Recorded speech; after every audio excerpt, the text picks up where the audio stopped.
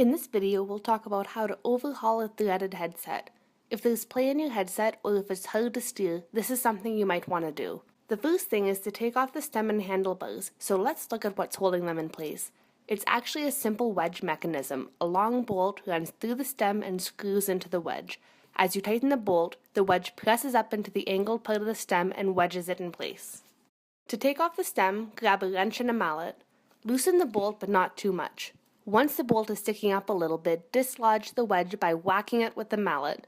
Now all it takes is some elbow grease to pull that stem out. Okay, so the fork is still attached. Let's take a closer look at this system. We have two sets of ball bearings which allow the fork to swivel. They're held in place by the crown race, which is mounted directly onto the fork, and the adjustable race, which is a piece screwed onto the fork. There's a lock nut at the very top, which locks in the adjustable race. Otherwise, as you ride, this race would eventually wiggle off and your fork would fall out. There might also be a couple of spacers or a brake hanger in the headset. To take off the fork, all we need is a large wrench, but we're also going to grab a rag and some packing grease. Loosen the lock nut with the wrench and take it off, along with any spacers or brake hangers. Unscrew the adjustable cup and take out the ball bearings, making sure that your fork doesn't fall on the ground. Give everything a good clean and replace any damaged pieces.